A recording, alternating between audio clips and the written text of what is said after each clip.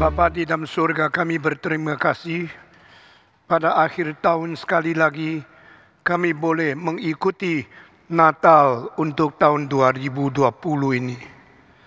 Segala sesuatu yang kami alami hanya semata-mata anugerah Tuhan yang tidak layak kami terima. Tapi kami telah diberikan kesempatan, diperlayakan oleh Roh-Mu yang kudus, sehingga kami masih hidup di dalam dunia.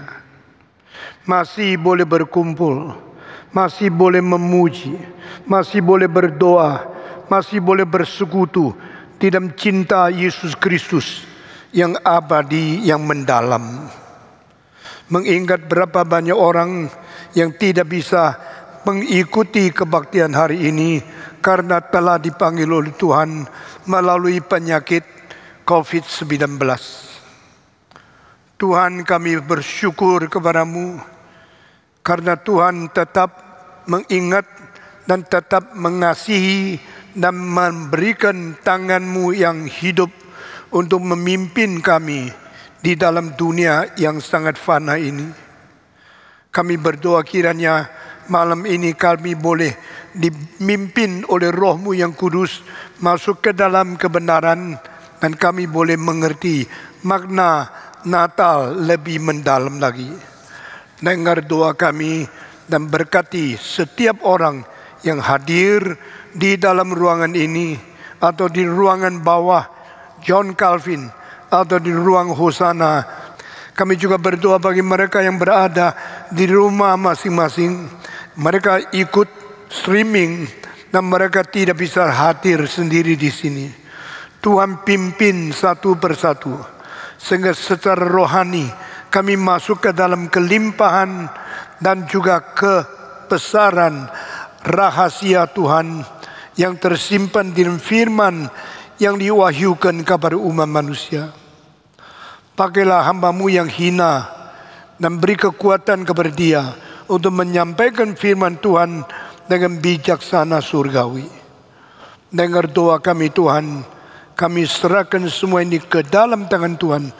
Berkatilah seluruh dunia di mana kaum pilihan yang Tuhan panggil daripada orang berdosa, bertobat, menerima Yesus dan mengalami keselamatan, pengampunan dosa dan hidup yang baru. Supaya semua makhluk yang sudah dipilih dan dipanggil oleh Tuhan boleh menerima berkat yang besar di dalam kebaktian Natal ini. Dengar doa kami. Kami juga berdoa bagi banyak orang yang kami kenal tapi belum menerima Tuhan, belum membuka hati mereka untuk menerima Kristus dan keselamatannya ke dalam jiwa mereka. Kiranya Tuhan ampunilah dosa manusia dan Tuhan memberi kesempatan kepada manusia untuk mengerti dan untuk mencintai berkat dan firman Tuhan. Bukalah hati kami masing-masing sehingga kami menyongsong, menerima cinta-Mu, menerima anugerah-Mu, menerima berkat-Mu dari surga.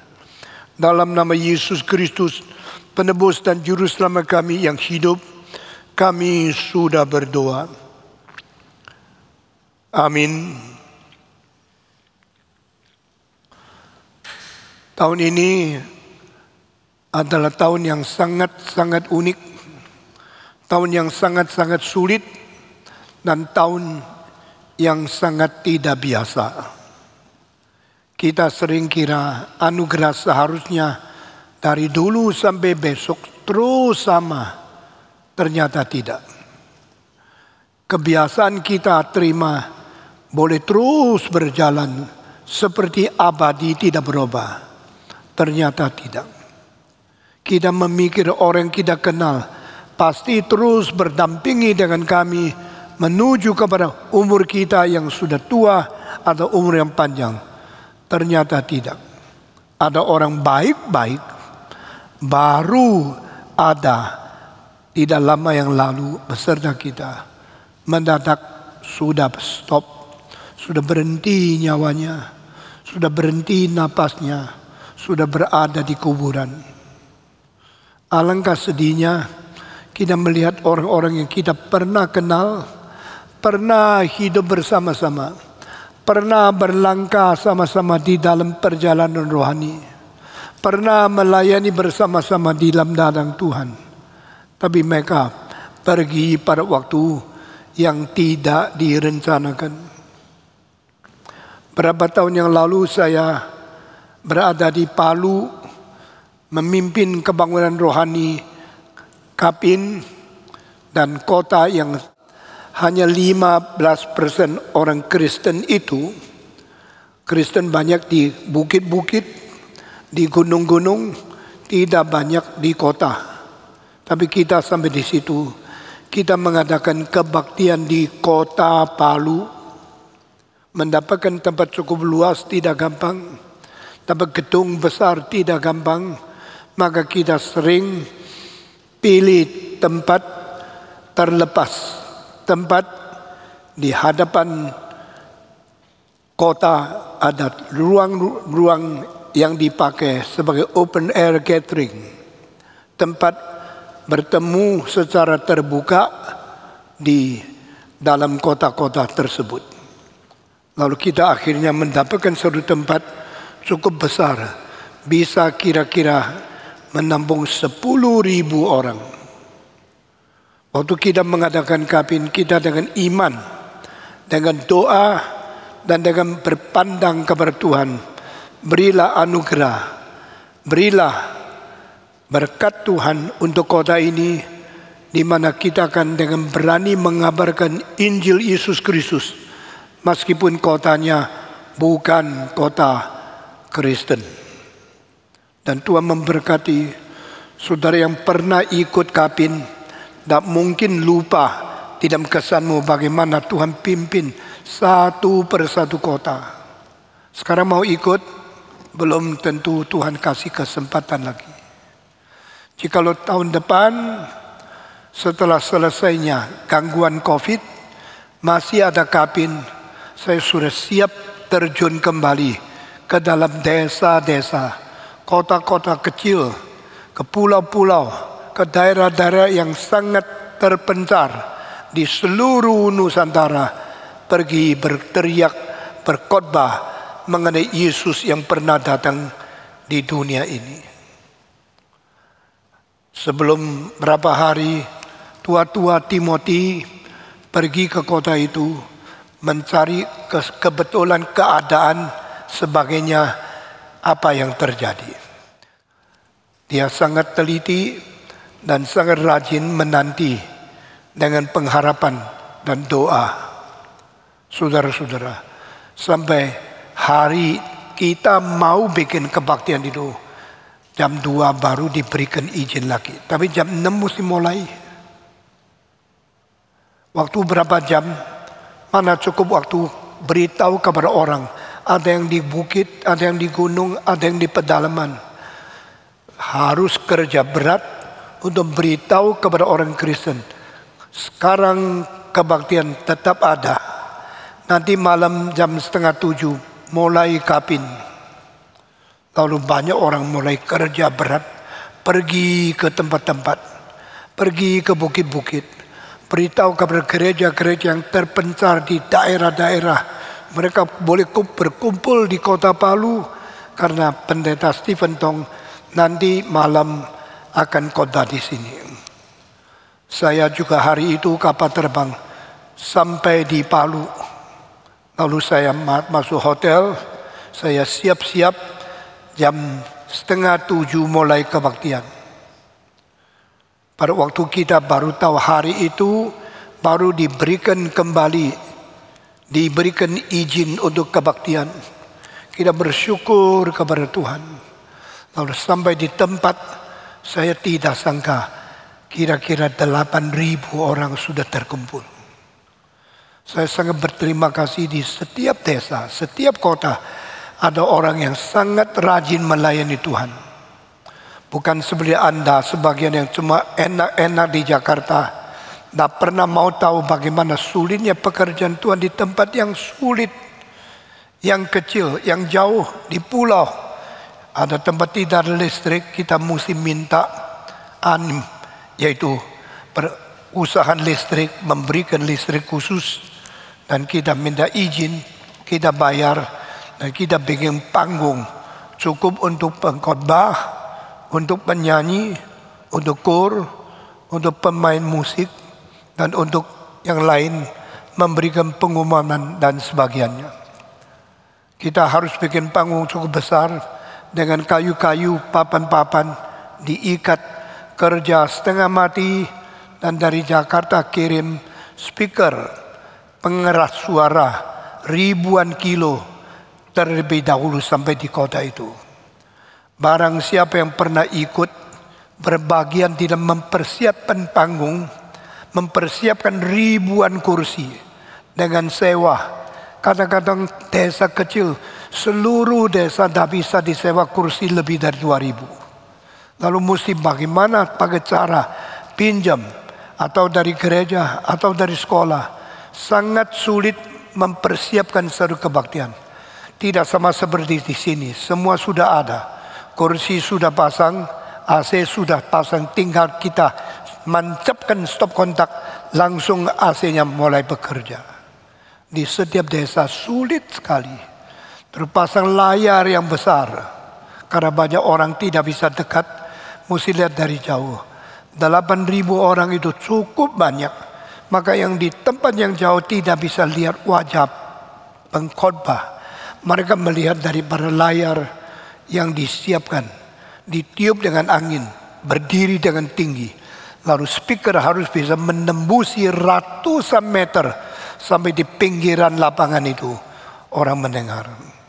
Saya sangat bersyukur barang siapa yang pernah ikut mempersiapkan kebaktian-kebaktian itu, pasti Tuhan ingat di surga, dan Tuhan akan memberikan gerakan hati mereka dengan penuh sukacita melayani, dengan sukacita dari surga, sehingga mereka diberi pahala lebih daripada harta uang yang sedikit itu.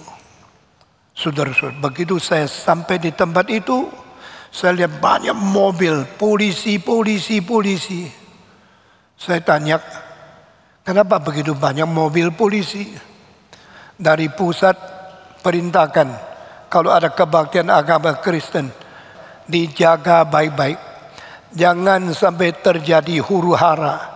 Jangan sampai terjadi malapetaka. Jangan sampai ada pembunuhan untuk pengkhotbah yang dikirim dari Jakarta. Maka kepolisian di kota Palu mengkerahkan 450 polisi keliling tempat lapangan itu. Dan semua pintu masuk dikasih pelang, tidak bisa sembarang masuk. Waktu saya sampai di situ, sudah ribuan orang berada di dalam. Dan saya tidak boleh masuk. Lalu orang bicara sama polisi, Bapak ini mesti masuk. Tidak bisa, ini ada lapangan, ada kebaktian. Tapi yang khotbah Bapak ini, oh kalau begini boleh masuk. Lalu dibuka tali yang mengikat pintu itu, lalu saya masuk. Lalu kita mulai menyanyi, mulai berdoa, dan serahkan kepada Tuhan. Beberapa orang dari kepolisian, dari pemerintah yang hatinya getar-getar. Kalau ada bom bagaimana? Ini orang nak kesempatan dibubarkan. Bom kalau jatuh di sini, yang mati siapa Anda tahu? Saudara-saudara, engkau di Jakarta tidak pernah mengerti kesulitan seperti ini. Tapi kami sudah keliling 140 kota dan desa di Indonesia. Dan di luar negeri sudah 50 kota. Baik dari London, New York, Boston, Chicago, Los Angeles, San Francisco, sampai di Taiwan, Hong Kong, Australia, Sydney, juga Melbourne, dan kota-kota yang lain. Kita mengadakan kapin, bahasa Inggris, bahasa Indonesia, bahasa Mandarin di seluruh dunia. Saya khotbah, saya bukan saja takut lalu tidak bicara, malahan saya berani mengatakan Tidak ada pendiri agama yang mati untuk penganut agamanya. Tapi Kristus satu-satunya juru selamat mati untuk semua orang yang akan percaya kepada Dia. Tepuk tangannya itu seperti halilintar yang keras. Dan banyak orang Kristen di situ sadar bedanya Kristus dengan pemimpin agama yang lain. Sampai selesai, tidak terjadi huru-hara, tidak terjadi teroris yang mengganggu, tidak terjadi pemboman. Tuhan pimpin dengan selamat. Lalu esok harinya kami pulang dari Palu kembali ke Jakarta setelah keliling beberapa kota. Saudara-saudara, lalu saya pikir kapan pergi Palu lagi. Tidak sangka berapa bulan kemudian kabar datang. Palu dapat gempa bumi yang besar sekali. Banyak itu ruko, banyak bangunan yang tinggi, banyak itu tempat mall, tempat daripada perdagangan yang 5 susun roboh sampai di susun pertama. Banyak tembok tindas, banyak orang di dalam, ada yang mati, ada yang mendapatkan luka-luka yang besar. Lalu saya diminta, Pak Stephen Tong kalau bisa datang lagi menghibur orang Kristen. Karena sebagian mati di dalam gempa bumi, sebagian dibawa oleh arus tsunami, sudah tidak ada lagi. Ada orang jalannya itu terbuka, cemplung di dalam, jalannya tertutup, dikubur tanpa kuburan, tanpa peti mati. Tolong datang lagi ke Palu, memberikan hiburan, memberikan kekuatan iman kepada orang Kristen. Saya pergi lagi. Waktu saya pergi lagi, mereka membawa saya satu jembatan yang sudah roboh, lalu dibawa arus, tidak tahu di mana sekarang. Melihat ada tempat-tempat yang dulunya lebih maju setelah tsunami, tanah longsor, semua masuk ke dalam laut, tidak ada lagi. Lalu saya dibawa dengan satu mobil sampai satu tempat, berhenti. Saya bilang, kenapa berhenti? Ini tempat yang dulu patung jalan menuju ke tempat kabin, sekarang sudah amblas semua. Ini tidak ada lagi tanah, tidak ada lagi jalan, karena sudah amblas. Kita hanya bisa berhenti di sini. Saya tanya, itukah dulu saya lewat sini pergi khotbah? Iya. Itu dulu jalan yang kamu jalan pergi khotbah, sekarang sudah tidak ada. Saya lihat rumah sakit yang sisa separuh, karena yang separuh sudah amblas. Saya lihat ada restoran yang sudah tidak ada, dan kokinya pun ikut tenggelam di dalam tanah yang terbuka, pecah menjadi 2. Banyak hal yang bikin saya sangat kaget dan sangat terkejut. Apa sih artinya hidup manusia? Apa sih artinya berumur panjang di dunia? Ada satu ibu berjalan di tengah-tengah jalan, seorang anak itu ikut dia. Lalu dia jalan sampai tengah jalan, goncang. Sudah goncang, terus anaknya lari di depan, kena jalan yang pecah. Langsung ibunya teriak, anak-anak, sampai di depan, mau menolong dia. Oh, dia jangan maju, kalau maju engkau akan mati. Dia berkata, itu anak saya. Dia waktu sampai di situ, anak hilang. Dia terus tarik, terus dengan suara keras panggil anaknya, sudah tidak ada. Sesudah itu dia seperti orang gila, hidup selanjutnya, hidup napas di dunia. Saudara-saudara, mari kita memikirkan kesulitan manusia, memikirkan malapetaka, bahaya, dan segala kesengsaraan yang bisa tiba kepada manusia.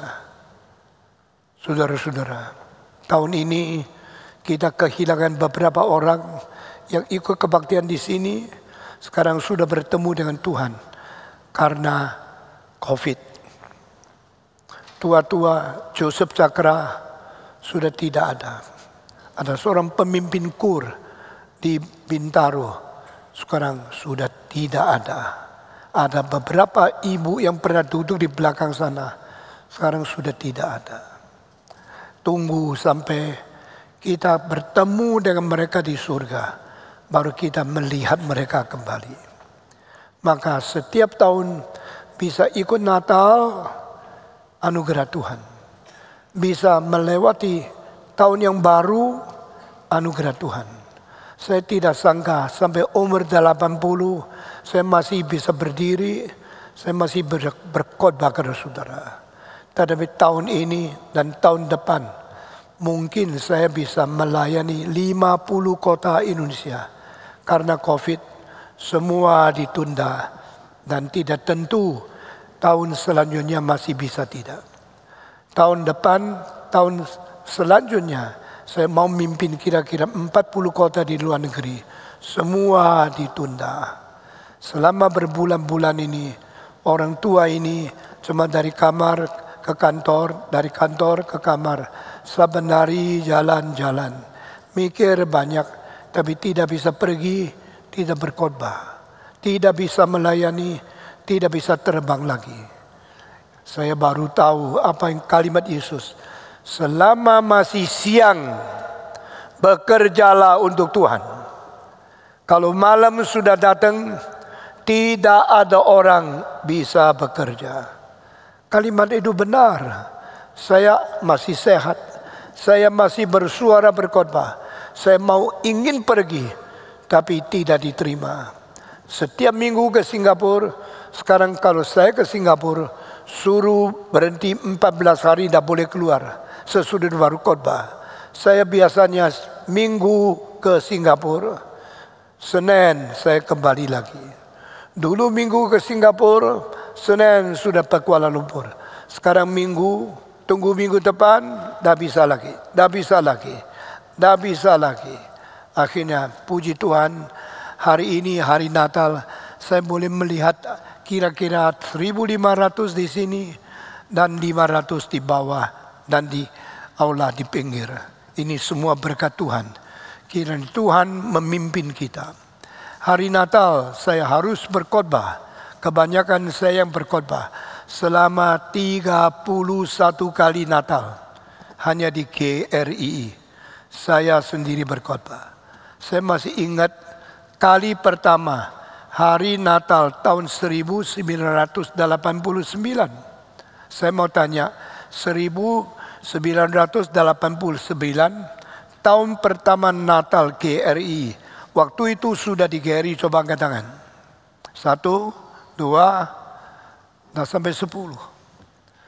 Tahu tidak hari itu apa terjadi? Saya sendiri memimpin KUR 200 orang. Karena anak-anak saya waktu itu belum pergi sekolah musik, belum, masih kecil sekali. Tahun 79, anak saya paling besar baru umur 6 tahun. Tapi Tong baru umur kira-kira 4 tahun. Lalu yang kecil belum lahir. Gereja didirikan, siapa yang main piano? Ada beberapa orang. Siapa yang pimpin KUR? Tidak ada yang besar. Saya mesti pimpin KUR. Saya rekrut 200 orang menyanyi 2 lagu. Salah satu adalah Oh Holy Night. Dan saya bikin satu drama. Panggil 30 orang main drama yang tidak bergerak-gerik. Cuma diam-diam. Semua lampu ditutup. Mereka semua pajang di depan. Sesudah selesai, begitu lampu dibuka, semua kaget. Ada malaikat, ada Yusuf, ada Maria, ada bayi Yesus, ada penggembala, ada orang maju. Semua 30 orang kumpul. Dan pakaiannya dari mana? Saya baru pindah ke Jakarta, tak lama. Sewa pakaian dimanapun tak tahu. Saya jahit sendiri. Saudara pendetamu bisa jahit loh. Ya, saya dari kecil belajar jahit. Pernah bikin baju sendiri untuk tahun baru. Karena mama tidak ada waktu jahit baju untuk anak-anak. Saya jahit sendiri. Waktu itu saya sama nyonya saya pergi ke itu Pasar Baru. Toko orang India beli kain. Saya pikir orang Majus pakai warna apa ya? Orang penggembala pakai topi apa? Baju apa? Malaikat harus baju putih. Lalu kita pinjam sayap. Selain sayap, semua pakaian saya jahit. Saya suruh istri saya ikut menjahit. Saya menjahit yang penting, dia mentisik yang lebih gampang di belakangnya. Lalu saya jahit semua 30 pakaian di dalam 24 jam. Saudara bayangkan berapa sulit. KRII dimulai dengan apapun tidak ada. Uang tidak ada, gedung tidak ada, mobil tidak ada, pendeta tidak ada. Seorang tua sekarang ini, tahun 89, 31 tahun setengah yang lalu, kita sewa gedung balai sidang. Waktu itu sewa, uang dari mana? Tapi Tuhan memberikan kecukupan sampai hari ini. Tidak pernah kekurangan apa-apa. Karena Tuhan yang hidup, ada Tuhan yang mencintai GRI. Meskipun kita tidak ada apa-apa, kita minta kepada Tuhan untuk memberikan kecukupan dan memberi kasihan kepada kita. Saudara-saudara, begitu banyak orang lihat ada malaikat, dari mana ini ya?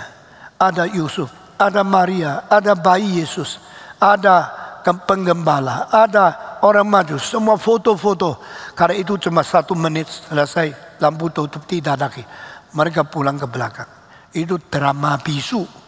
Tapi drama yang menyatakan hari Natal. Saudara-saudara, selama 31 tahun setengah ini, saya mesti berkhotbah Natal. Natal, Natal, Natal, Natal. Ini adalah tahun ke-31. Saya khotbah Natal. Judulnya dari mana? Cerita Natal sama orang Majus, penggembala, malaikat, orang gembala, Yesus, Maria, Yusuf, lalu apa lagi? Saya khotbah terus. Hari ini saya akan berkhotbah dengan judul yang diambil daripada Yohanes pasal 10 ayat ke-10. Mari kita membuka kitab suci. Injil Yohanes pasal ke-10 ayat yang ke-10. Saudara-saudara, selama 31 tahun, setiap kali Natal saya khotbah dengan judul yang lain. Saya mendetail dengan memakai Yohanes pasal 10 ayat ke-10. Kenapa Yesus datang ke dunia ini? Yesus turun dari surga, masuk ke dalam dunia ini. Ayat ke-10, saya membaca 1 kali. Pencuri datang hanya untuk mencuri dan membunuh dan membinasakan.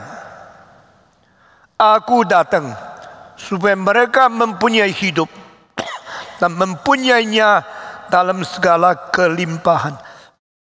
Pasal 10 ayat ke-10. Yesus berkata semua 1, 2, 3. Pencuri datang hanya untuk mencuri dan membunuh dan membinasakan. Aku datang supaya mereka mempunyai hidup dan mempunyainya dalam segala kelimpahan. I come to give the life so that they can have abundantly of the life I given to them. Kalimat ini cuma 1 kali muncul di dalam 4 Injil. Yesus bukan dilahirkan, tapi datang dari surga. Yohanes 16 ayat ke-26. Aku datang dari Bapa, masuk ke dalam dunia, dan aku meninggalkan dunia, kembali kepada Bapa. Two ways traffic, saudara-saudara. Selain satu orang nama Yesus ini, dari Adam sampai hari kiamat tidak ada manusia yang mempunyai two ways traffic muncul di dalam dunia ini. Semua orang cuma datang melalui ibunya. Sesudah itu hidup jalan satu arah menuju kematian, sesudah itu tidak pernah balik lagi. Hanya Yesus Kristus, dia turun dari surga ke bumi dan kembali ke surga. Ini two ways. 2 kali jalan. 1 kali jalan datang, 1 kali pergi. Tidak ada orang bilang saya datang. You dari mana datang? Saya lahir. Saya dilahirkan. Tapi Yesus yang mengatakan aku datang dari Bapa. Aku keluar dari Bapa. Datang ke dunia. Aku kembali kepada Bapa. Meninggal ke dunia. Two ways traffic. Di sini perbedaan Kristen dengan semua agama. Semua orang dilahirkan oleh ibu, datang ke dunia ini satu perjalanan menuju kepada akhirnya kuburan. Itu one way, tidak ada lagi. Hanya Yesus Kristus. I come out from my Father and come to this world. Maka dia menyebut aku datang, bukan aku lahir. Aku datang ke dunia ini. Dari mana? Dari Bapa. From heaven on high, He came to this world to be born, incarnated as a human being, to be a very small baby. Dari surga, jelma menjadi manusia, turun ke dalam dunia, lahir di palungan. Ini jalan pertama. Dan aku akan pergi, meninggal dunia, kembali kepada Bapa. Di situ Yesus mengatakan, aku datang, aku datang, aku datang, aku datang, aku datang, aku datang. Paling sedikit 6 kali istilah I come. Aku datang. Kalau ditanya, mengapa Yesus ke dunia? Tidak usah tanya orang lain. Tanya Yesus sendiri. Kenapa engkau datang ke dunia? Lalu dari jawabannya, engkau mendapatkan jawaban original, first hand, original answer from the one who come to the world, Jesus Christ. Di antara aku datang 6 kali yang pernah diucapkan di dalam Alkitab. Kadang-kadang bisa tambah 1 lagi 7. Tapi 4 yang paling besar, pertama kali di Lukas pasal ke-15 ayat ke-10. Kedua kali berada di Lukas pasal 5. Nah, ketiga kali di Matius pasal 2, 28. Keempat di Yohanes. Ada 2 kali, 1 kali di Mazmur, dikutip nanti di Ibrani. 1 kali lagi di dalam 4 Injil, dia bicara tentang dia datang untuk memberikan pedang. Nah, saya sekarang tidak bicara yang 5 itu, saya bicara yang keempat yang dicantumkan di dalam Yohanes pasal 10 ayat ke-10. I come to give life. Aku datang memberikan hidup. Saya tanya, pernahkah engkau mendengar orang besar di dalam sejarah dunia mengatakan kalimat ini? Aku datang memberikan hidup. Apa artinya? Yesus, sebelum engkau datang, semua orang sudah hidup. Hidup semacam itu. Hidup sedangkal itu. Bukan. Yesus mengatakan, aku datang memberi hidup. Dan hidup yang diberikan Tuhan Yesus lain sama hidup yang pernah dicipta Tuhan di dalam setiap diri kami masing-masing. Saya hidup, engkau hidup. Hidup kita yang diciptakan oleh Tuhan setelah Adam berdosa sudah menjadi hidup yang akan rusak, akan mati, akan ditinggal oleh Tuhan, akan berpisah dari pangsang pencipta untuk selama-lamanya. We have life, yes. We have the created life, created by God, ruined by Adam of his sin. And then we are facing our mortality, facing our death, facing our perish. Hidup yang kita pernah dapat dari Tuhan yang mencipta adalah hidup yang dirusakkan oleh Adam, yang sudah dihancurkan oleh dosa, yang sudah menjadi tidak berguna lagi di dalam kerajaan Allah. Allah adalah Allahnya orang hidup, bukan Allahnya orang mati. Ini kalimat dari Yesus Kristus. Maka Alkitab mengatakan, God of Abraham, Isaac, and Jacob. Allah adalah Allahnya Abraham, Ishak, dan Yakub. Tidak ada orang mengerti kalimat itu kecuali Yesus Kristus memberikan penjelasan. Allah bukan Allahnya orang mati. Maka istilah Allah adalah Allah orang hidup, maka disebut dia Allahnya Abraham, Ishak dan Yakub. Berarti Abraham, Ishak dan Yakub tetap hidup di hadapan Tuhan Allah sampai sekarang. Itu bukan hidup seperti kita. Kalau kita mati di dalam 2 hari, kita punya sel semua busuk, dia punya daging semua rusak, urat apa semua leleh. Dan sesuai itu hari ketiga semua mayat itu keluar, banyak binatang-binatang yang terbang kecil-kecil mengelilingi tubuh yang sudah rusak dan hancur itu. Baunya luar biasa. Saudara-saudara, kalau engkau mempunyai seorang dikuburkan 3 hari, coba bongkar petinya, engkau langsung lihat itu sudah bau, tidak ada orang bisa tahan. Dan semua binatang terbang di situ mau menggigit dan menyelesaikan tubuh yang hancur dan rusak itu. Itu namanya orang mati. Allah Abraham, Ishak dan Yakub adalah Allah yang hidup dan Allah orang yang hidup. Maka waktu engkau sebut God is the God of Abraham, Isaac and Jacob, it means Isaac, Jacob and also Abraham are all living before God even now. Mereka masih hidup di hadapan Allah sampai sekarang. Karena Allah adalah Allah orang yang hidup. Saya mau tanya, yang bikin kita mati apa? Engkau bilang, yang bikin kita mati tusukan, tembakan, atau pembunuhan. Yang bikin kita mati karena upah dosa itu maut adanya. What caused us to die? Sin. The wages of sin is death. Upah dosa adalah maut. Jika manusia tidak berdosa, tidak perlu kita mengalami kematian.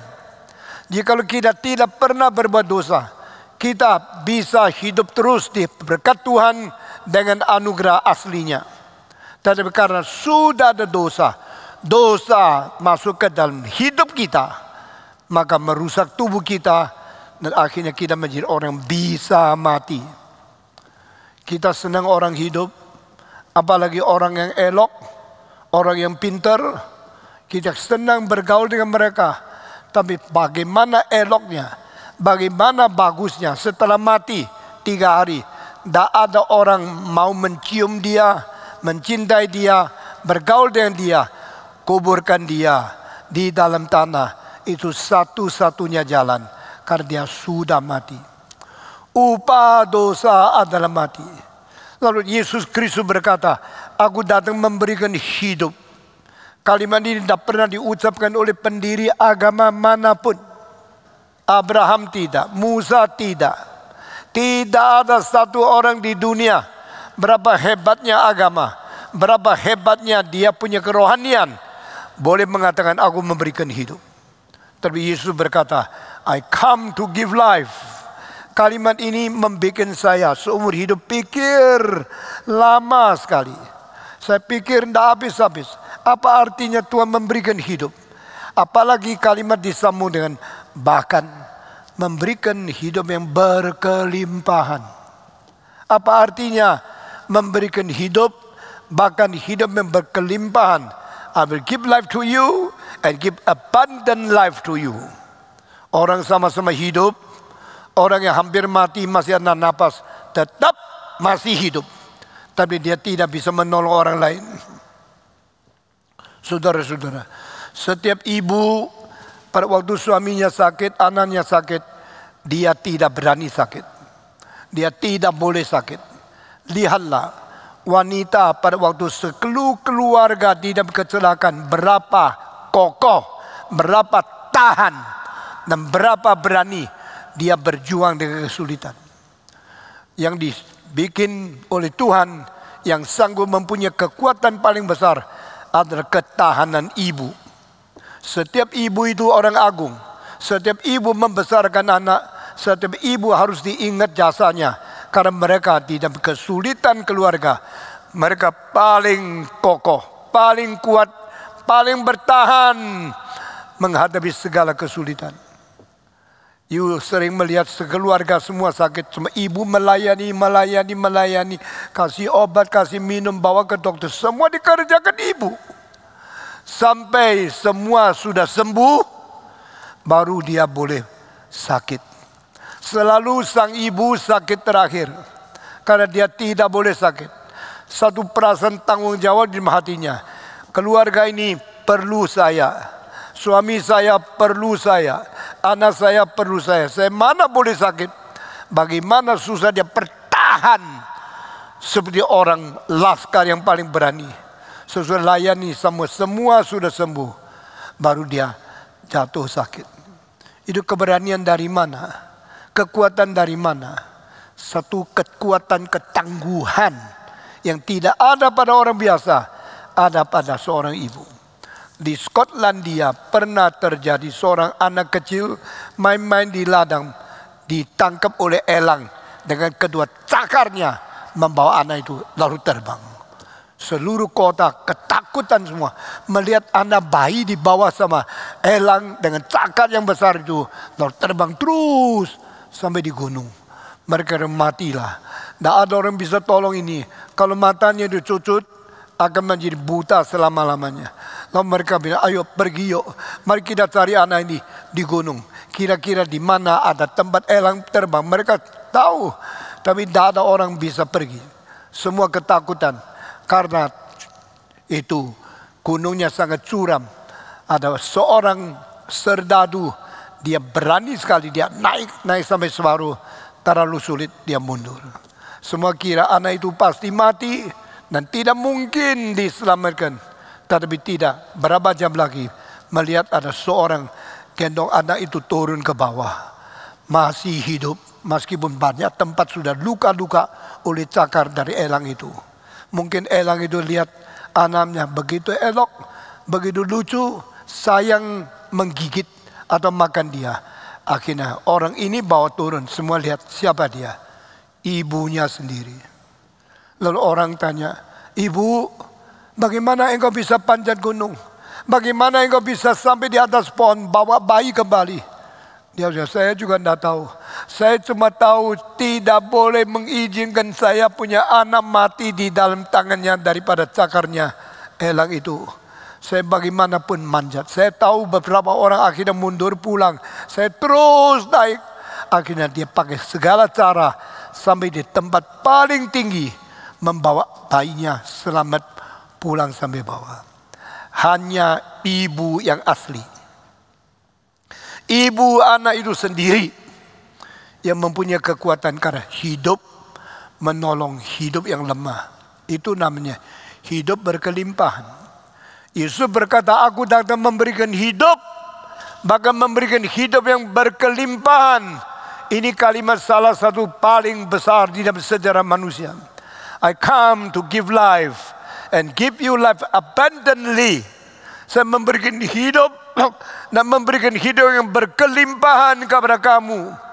Ini satu tujuan datang ke dunia, tinggal sesuatu untuk orang lain, kalimat yang paling besar. Pada bulan-bulan ini saya selalu pikir kalau saya pergi, kalau saya kena COVID, saya harus meninggalkan dunia. Saya mau tanya, apa yang saya tinggalkan dunia ini? What did I give to you? What did I left on this earth?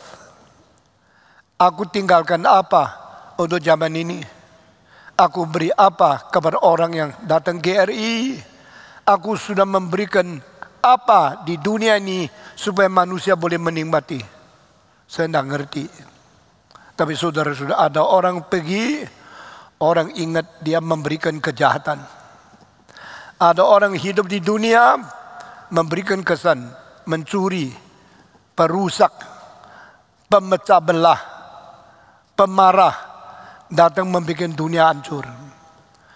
Yesus berkata, pencuri datang untuk mau mencuri, menodong, memusak, dan membinasakan. Tapi aku tidak.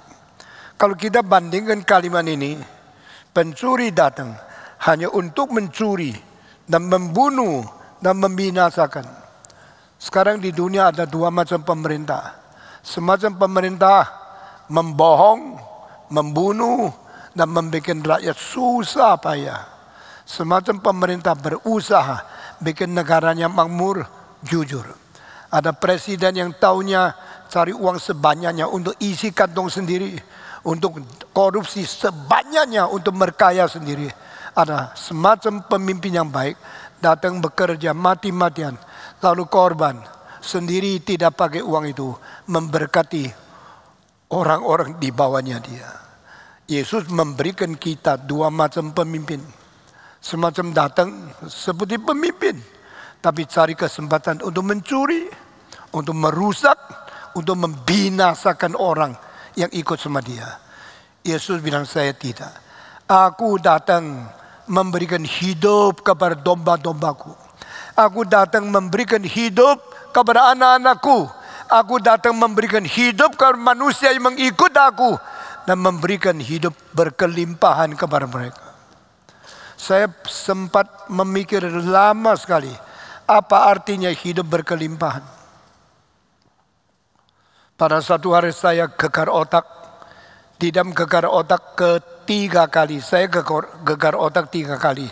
Tahun 68, tahun 70, tahun 72. 3 kali gegar otak itu dapat kecelakaan tabrak.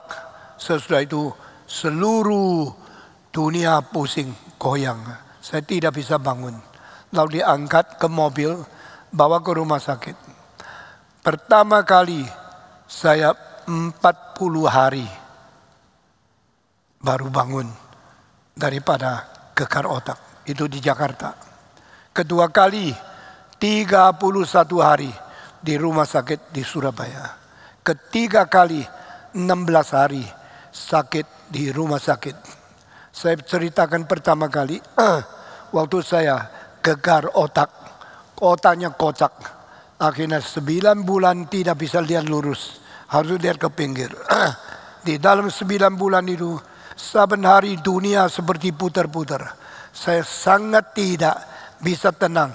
Dan begitu sudah kumat, saya mesti tutup mata, berhenti tidak goyang. Sampai 20 menit, baru buka mata lagi sedikit. Saya kira saya rusak, tidak mungkin sembuh lagi. Karena saya sudah tabrak dengan berat sekali. Tapi saudara, akhirnya sudah 9 bulan, 10, 11 mulai baik. Karena saya pakai Valium banyak sekali supaya bisa tenangkan. Sesudah 10 bulan itu tidak lagi minum Valium, tidak bisa tidur. Lalu selalu saben hari tidak bisa tidur. Kira-kira 8 bulan lagi baru sembuh semua. Waktu itu saya masih belum sadar ayat ini. Tapi kali kedua saya sakit di Surabaya. Waktu gegar otak, tabrak lagi, habis khotbah 5 kali. Malamnya bawa sepeda motor, maka saya terdampar dari sepeda motor itu dan tidak sadar. Berbaring di pinggirnya kereta api punya rel. Waktu itu belum ada kereta yang datang, kalau tidak saya mati tergilas kepalanya. Ada orang yang lewat, ini siapa yang tabrak? Coba lihat, seorang pendeta yang juga melayani gereja sama-sama saya. Waktu, loh ini Stephen Tong. Langsung telepon suruh orang bawa mobil. Saya dimasukkan ke rumah sakit. Waktu dimasukkan ke rumah sakit, saya setelah 26 hari mulai baik. Saya mulai bisa lihat. Dan waktu itu saya sangat tersendiri dan sangat kasihan. Karena cuci muka dibantu oleh seorang suster di rumah sakit. Sikat gigi tidak goyang, pelan-pelan sikat goyang, seluruh kepala sakit dibantu oleh orang lain. Lalu saya mulai pikir, waktu saya sehat, saya bisa bantu orang lain, saya bisa lari, bisa loncat, bisa khotbah, bisa cerita, bisa memberikan firman yang panjang sekali. Sekarang saya sampai sekarang goyang pun tidak bisa, sikat gigi pun tidak bisa. Saya mulai ngerti namanya hidup, bedanya dan hidup yang berkelimpahan. Waktu engkau hidup sampai hampir mati, engkau tidak mungkin nolong orang lain. Tapi engkau hidup mempunyai kekuatan lebih daripada mengatur sendiri. Masih bisa atur kesulitan banyak orang yang lain. Itu namanya hidup berkelimpahan. Di dalam gereja ada dua macam orang Kristen. Semacam orang Kristen, urusan sendiri tidak beres-beres. Untuk menyatakan diri beriman, tidak bisa. Berdoa, tidak bisa. Berinjil mengabar, Injil bersaksi, tidak kuat. Karena apa? Dia punya hidup terlalu lemah. Terlalu tidak kuat. Terlalu untuk sendiri pun tidak sanggup mengurus sendiri.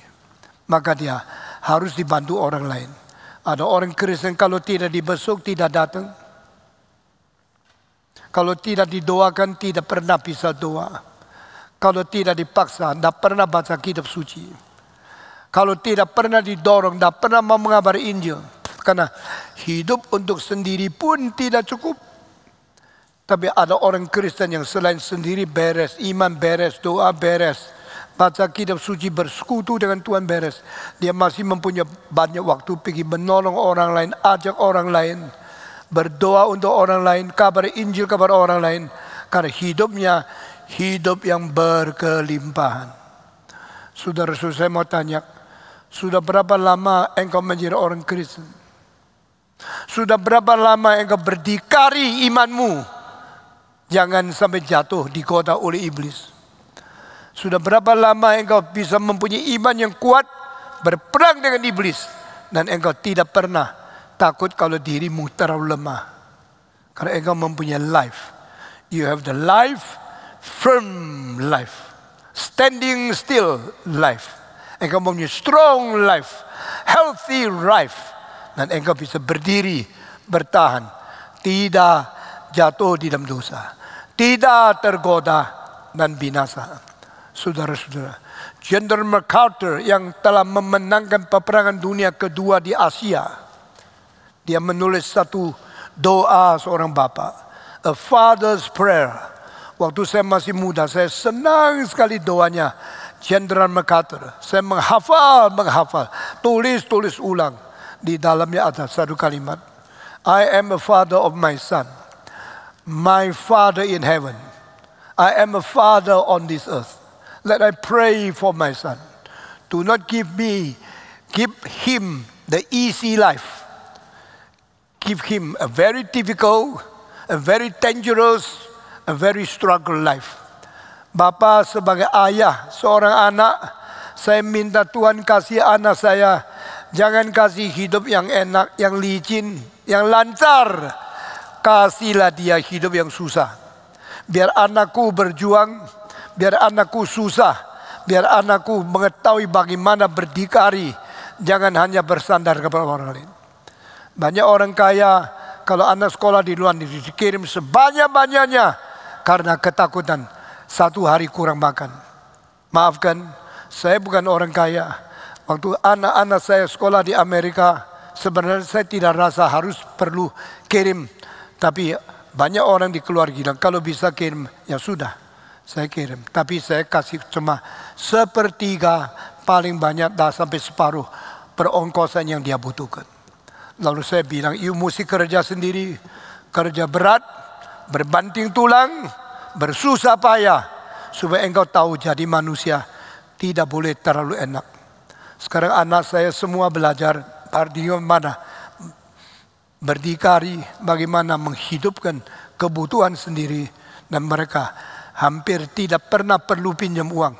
Kalau mereka sesudah nikah tetap susah, mereka pun belajar bagaimana membiayai kesulitan keluarga itu sendiri. Saudara-saudara, pada waktu mereka kekurangan, mereka mesti cari kerjaan. Saya pernah melihat anak saya perempuan malam jam 11 masih bekerja di satu mall di dalam menerima uang. Malamnya saya sudah malam belum pulang, sebentar baru saya pulang. Saya punya anak yang David Tong belajar di Amerika, waktu dapat gelar doktor, tinggal di basement, kamar yang paling basah, yang paling dingin. Saya tanya, kenapa you pilih kamar ini? Kamar yang baik saya kasih orang lain, saya sendiri terima kamar yang paling jelek. Belajar, latihan dari papa. Saudara-saudara, lalu kalau mereka sudah menjadi sukses, sudah menjadi lulus, mereka mulai membantu orang lain. Itu hidup berkelimpahan. Yesus berkata, aku datang memberi hidup, bukan membinasakan. Penyamun datang merusak, mencuri, dan membinasakan. Aku datang memberikan hidup, bahkan memberikan hidup yang berkelimpahan. Inilah artinya Natal. Sekarang kita menjadi orang Kristen, kita kemana saja, pergi ke rumah orang lain, pergi ke agama lain, pergi ke masyarakat lain, pergi ke bangsa lain, pergi ke golongan lain. Ingat, pergi untuk menjadi orang yang memberikan pengaruh hidup dan memberikan gizi hidup, bikin orang lain hidup berkelimpahan. Berapa tahun yang lalu ada seorang penginjil yang ada di Karawaci datang kepada saya, Pak Tong, saya mau ke Jepang. Loh, you sekolah teologi selesai, kenapa mau ke Jepang? Saya pergi mau menjadi pendeta di situ. Jadi saya tanya, you mau menjadi hamba Tuhan di KRI atau menjadi hamba Tuhan di Jepang? Dia bilang, saya boleh membantu KRI di Tokyo, tapi kalau ada waktu saya menginjili orang Jepang. Saya tanya, you bagaimana belajar Jepang? Dia bilang, saya dulu universitasnya di Jepang. Saya bisa bahasa Jepang. Lalu dia mengatakan, saya pergi, saya sudah kumpulkan uang 70 juta. Saya terharu. Lalu ibu punya 2 anak. Ibu mau bawa istri sama anak ke Jepang dengan kiriman uang dari mana? Dengan pertolongan gereja mana? Menjadi misi, menjadi seorang hamba Tuhan yang kirim dari gereja mana? Dia bilang, tidak usah dikirim. Saya tidak usah bantu orang lain. Saya punya uang 70 juta. Saya akan pakai di Jepang untuk biayai istri dan anak saya untuk 2 tahun. Saya bilang, apa? Tokyo 1 bulan pakai uang berapa? Kamu kira Tokyo itu di Jakarta? Murah, makanan gampang, rumah tinggal gampang. Saya tahu Pak, tapi saya mau berusaha hidup dengan 70 juta membiarkan anak saya dan istri saya 2 tahun di situ. Saya tidak percaya. Saya sangat tidak lega melihat dia pergi. Saya minta bantuan dari gereja, kita kumpulkan 200 juta, taruh di situ. Ini bukan untuk engkau foya-foya, ini uang cadangan. Kalau engkau perlu pakai, boleh pakai uang ini. Jangan sampai engkau kelaparan, anak mati di luar negeri. Pergi ke negara yang mahal itu. Jepang itu mahalnya sebidang tanah dulu sebesar 1 perangko $500 Amerika. Sebesar perangko ini loh. Kalau tanah itu ada 100 meter, berarti 10.000-nya $500. Mahalnya luar biasa. Saya sendiri ke Tokyo. Saya tahu itu tempat yang tidak gampang. Dan dia mau pergi. Akhirnya kita kasih 200 juta. Setelah 1 tahun, saya tanya, you kekurangan uang tidak? Dia bilang tidak. Uang yang saya kumpulkan 70 juta sampai sekarang belum habis. Saya belum pakai uang gereja yang kasih sama saya. Saya susah mendapatkan anak muda yang begitu cinta Tuhan. Tidak peduli istrinya, anaknya makan apa. Pokoknya pergi, biaya sendiri, berdiri sendiri. Karena dia mempunyai hidup dan mempunyai hidup yang cukup, mencukupi sendiri. Kenapa 1 tahun engkau belum pakai uang? Dia bilang, saya sewa rumah yang paling murah. Dan rumah itu dari tempat kebaktian 1 jam. Saya tahu ongkos jalan, ongkos daripada kereta juga mahal sekali. Tapi saya pakai kereta yang paling murah sekeluarga. Hidup sampai sekarang, uang 70 juta belum habis. Saya ingin menangis. Saudara-saudara, saya kira anak-anak Indonesia yang mengetahui susahnya seperti ini, tetap mau pergi mengabar Injil di negeri orang lain. Dan Jepang termasuk salah satu budaya yang paling sulit menerima Yesus Kristus. Jepang sudah diinjili ratusan tahun. Sampai hari ini gereja paling besar di Jepang yang ikut kebaktian tidak sampai sekelompok ini. Kira-kira 350 orang. Tidak ada gereja besar di Jepang. Susah sekali. Tapi dia pergi. Setiap kali ingat dia, saya ingat kalau anak saya bagaimana. Atau sudah mati, atau kelaparan, atau pulang dan betah. Tapi dia terus di situ. Akhirnya kita serahkan KRII yang masih kecil di dalam tangan dia. Dan dia dari orang tidak sampai 10-15. Sekarang menjadi orang kira-kira 45 orang kebaktian setiap minggu. Dan di situ ada beberapa orang Jepang yang datang mendengar khotbah dia. Bahkan dia memberi kepada saya kabar yang baik. Ada yang sudah 8 tahun suami istri tidak bicara. Sekarang mulai damai. Ada orang yang sudah lama tidak ke gereja. Sekarang ke gereja. Berarti dia punya penggembalaan. Dia pekerjaan sangat baik. Mendadak bulan lalu dia telepon sama saya. Bapak Stephen Tong, kami minta doakan ada satu tempat mau dijual kepada kita. Loh, saya bilang berapa bulan yang lalu engkau bilang sudah ada satu tempat mau dijual. Tapi saya tidak setuju. Karena terlalu jauh. Naik kereta mesti 1 jam baru tempat kebaktian. Sekarang bagaimana? Ini di pusat kota. Wah, saya tahu ini pusat kota bisa mahal sekali. Di pusat kota. Dan karena COVID, mereka mau jual murah. Karena itu adalah orang agama Jepang punya tempat. Tempatnya 200 meter lebih. Sekarang banyak orang tidak ikut. Dan sekarang mau jual, lalu saya tanya minta berapa. Uang Indonesia 16 miliar. Saudara-saudara. Kalau di Jakarta ada tanah kecil untuk jual ke gereja 16 miliar. Itu termasuk murah. Tapi kalau di Jepang itu murahnya bukan main. Perkiraan saya menurut harga 10 tahun lalu. Itu mestinya 200 miliar. Sekarang mau jual 16 miliar. Saya bilang ambil cepat. Ada uang berapa? Kami orang Indonesia uang cuma ada 2 miliar. Saya bilang saya harap you kumpulkan 2 miliar lagi dengan janji iman. Lalu you sekarang lainnya, you mau cara pinjam dari bank di Jepang atau pinjam uang dari pusat, nanti kita aturkan. Lalu saya aturkan ini basis pertama. Saya akan memberikan 4 miliar untuk dipinjam atau dikasih. Nanti ngomong lagi. Tapi dia mengatakan kita kalau dipinjam kita akan bayar. Lebih baik daripada pinjam di bank di Tokyo. Lalu saya tanya, surat Jakarta, saya telepon ke Singapura, kasih 4 miliar pinjam atau kasih, nanti kita atur lagi. Pokoknya di tempat itu dijadikan dulu. Langsung Singapura bilang, oke, tidak bicara apa-apa, langsung setuju. Nah, 1 minggu lagi Singapura telepon kepada saya, Singapura akan memberikan 8 miliar. Nah, saya bilang dari mana 4 miliar? Karena mereka menghubungi 4 orang. 4 orang langsung janji. 1 orang 1 miliar mendukung Tokyo. Jadi sekarang sudah ada 4, tambah 4, tambah 4. Sudah 12.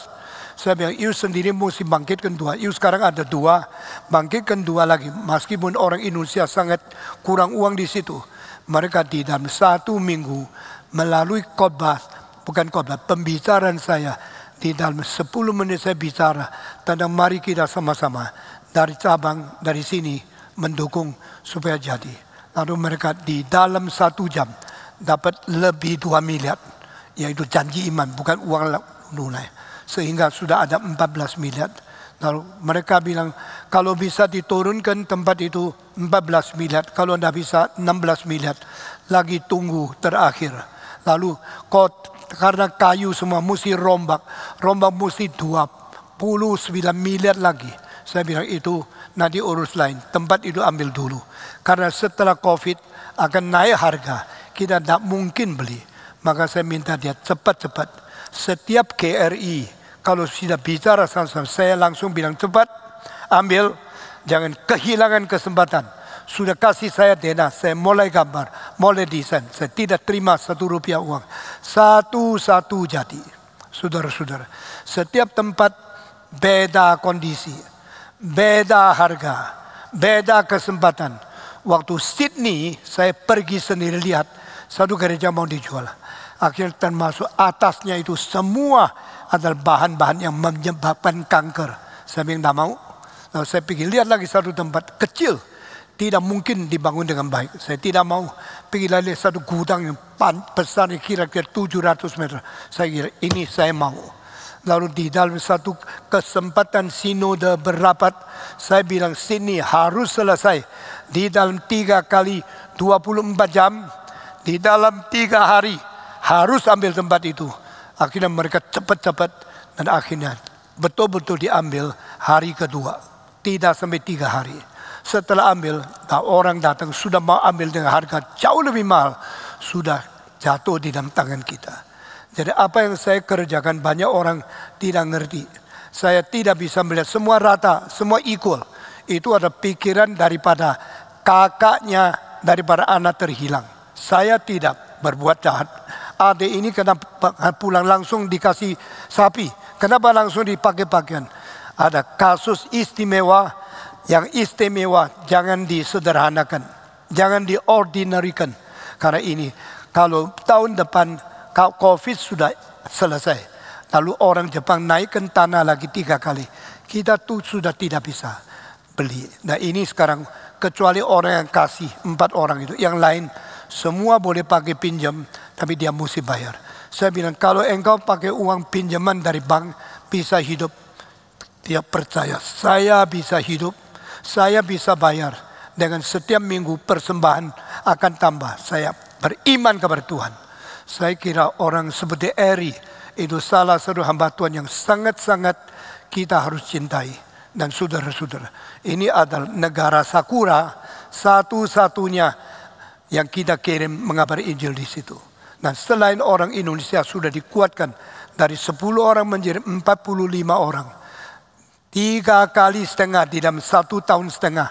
Dia berhasil berbuat cepat sekali. Ada orang gereja sudah berpuluh tahun tidak maju-maju. Tapi Eri dengan cara gigih, cara berkorban, cara sungguh-sungguh berbanding pulang. Siapapun lihat dia, cinta dia. Siapa lihat dia, menghargai dia. Dan dia mempunyai hidup yang berkelimpahan. Istrinya kerja setengah mati. Tahun lalu saya minta mereka pulang. Sudah pulang sini. Waktu balik ke Tokyo, anak yang marah sekali. Anak umur 4 sama umur 1 tak mau pulang. Mau di Indonesia. Waktu itu mereka paksa anak pulang. Sekarang mereka sudah betah di situ. Tuhan pimpin selangkah demi selangkah.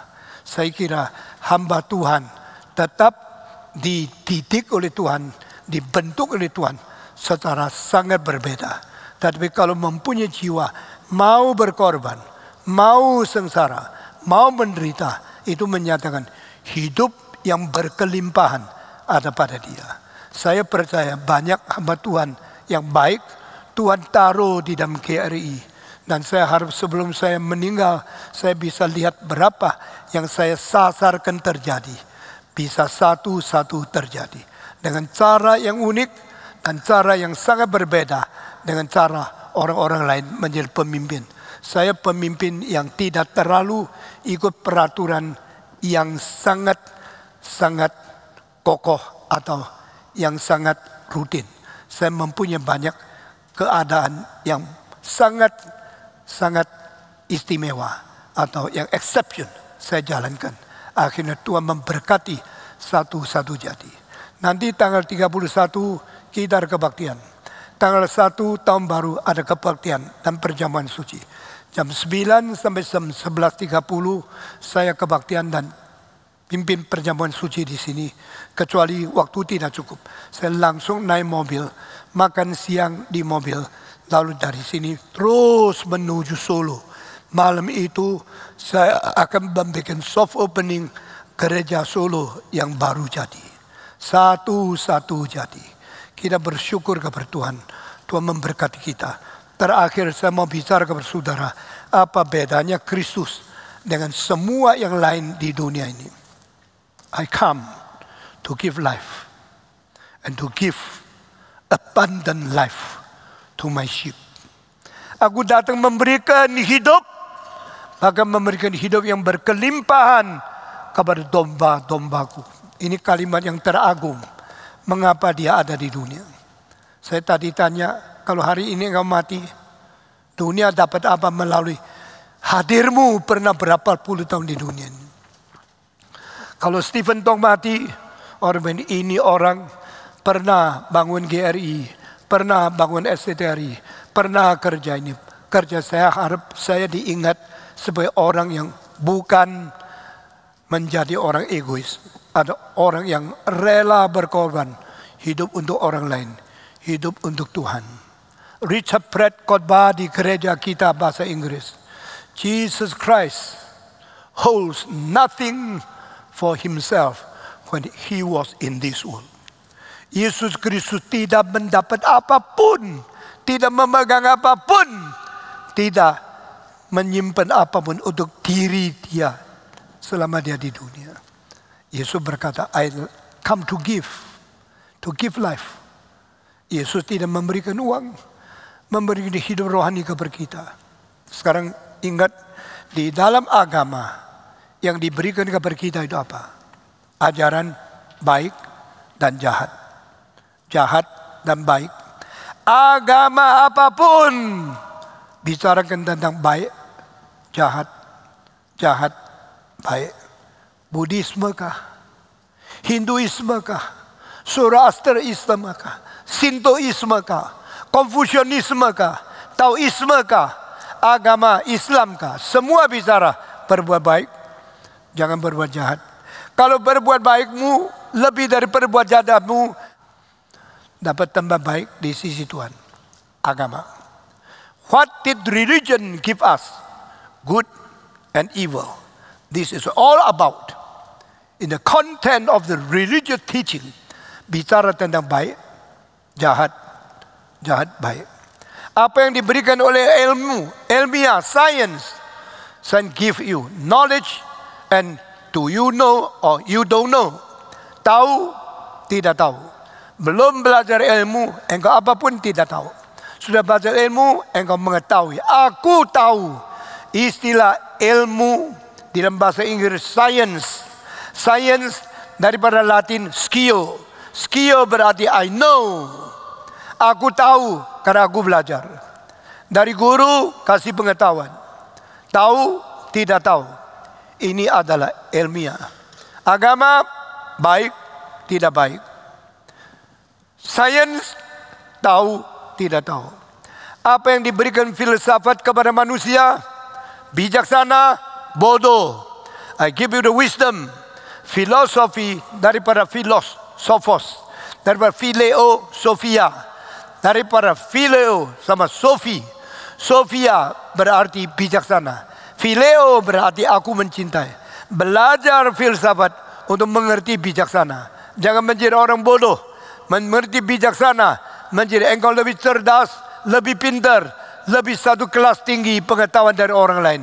Itu namanya filsafat. Jadi saudara dengar bagian terakhir. Agama membicarakan tentang baik dan jahat. Ilmu memberikan pengetahuan dan tidak mengetahui. Filsafat memberikan tentang bijaksana dan kebodohan. Keempat, di dalam ekonomi memberikan untung atau rugi. That is taught by the economical system. Engkau mesti untung berapa banyak, bagaimana bisa hemat uang, bagaimana bisa dapat uang lebih banyak labanya. Untungnya, jangan rugi. Untung, rugi, ini dibicarakan oleh ekonomi. Bijak, bodoh, ini dibicarakan oleh filsafat. Baik, jahat, dibicarakan oleh agama. Tahu, tidak tahu, dibicarakan oleh ilmu pengetahuan. Selain ini, politik, memerintah dan yang diperintah, ini yang dibicarakan oleh semua pemerintah. Pemerintah pakai hukum untuk menaklukkan orang di bawah hukum, sehingga dia boleh memerintah dengan kuasanya yang lancar. Ini adalah pemerintahan. Saudara-saudara, selain itu masih ada banyak bidang di dunia. Kalau medis memberikan sehat atau sakit, dia bikin orang sakit boleh sehat, bikin orang sehat boleh bertahan. Itu yang dibicarakan oleh medis. Saudara, setelah kita bicara semua ini, maka di dalam militer adalah menyerang atau bertahan. Itu pembicaraan selalu di dalam dua aspek. Dua aspek, satu positif, satu negatif. Tapi datang kepada Yesus Kristus, dia tidak bicara tentang tahu tidak tahu. Yesus tidak bicara tentang bijak atau bodoh. Yesus tidak bicara tentang untung atau rugi. Yesus tidak bicara tentang baik atau jahat. Yesus bicara tentang hidup atau binasa. Nah, ini the only thing different from Jesus Christ. Why Christ come to the world? Why Christmas? Kenapa Yesus turun ke dunia? Kenapa Yesus datang ke umat manusia? Kenapa meninggalkan surga, turun ke dalam dunia? Apa sebab? I come to give life. Barang siapa yang percaya dia, jangan binasa, melainkan beroleh apa? Hidup yang kekal. This is different. Jika engkau menjadi orang Kristen sudah begitu lama, belum tahu kenapa engkau perlu Yesus, belum tahu kenapa Yesus datang ke dunia, mari di dalam kebaktian Natal tahun ini kita digugah, kita dibangunkan, kita dicelikan. Inilah perbedaan Kristen. Silakan untung banyak, silakan berbuat baik, silakan banyak pengetahuan, silakan belajar bijaksana, tapi akhirnya akan mati kan? Yang paling kaya mati, yang paling pintar mati, yang paling untung mati, yang paling menang militer mati, yang paling bisa memerintah orang menjadi pemerintah yang paling berkuasa pun mati. Yesus bilang, I come to give life and to give you abundant life. Maukah kita menjadi manusia yang mempunyai hidup dari Tuhan dan menjadi manusia yang berhidup yang berkelimpahan? Terakhir, bagaimana caranya Yesus sanggup memberikan hidup kepada kita? Hanya satu cara, karena dia membinasakan sendiri, menyerahkan nyawa, mati di atas salib. Barulah orang lain mendapatkan hidup yang kekal. Mari kita belajar dari Tuhan kita. Mari kita menerima hadiah dari Tuhan. Mari kita mengikuti teladan dia, menjadi orang yang rela mengkorbankan diri dan memberikan hidup kita menjadi berkat, melimpahkan hidup orang lain. Maukah saudara? Maukah kita menerima hidup Kristus? Maukah kita belajar pengkorbanan dia? Maukah kita juga menyerahkan nyawa hidup kita menjadi berkat bagi orang lain? Barang siapa yang percaya dia, jangan binasa, melainkan beroleh apa? Hidup yang kekal. Mari kita berdoa. Bapa di dalam surga, kami berterima kasih.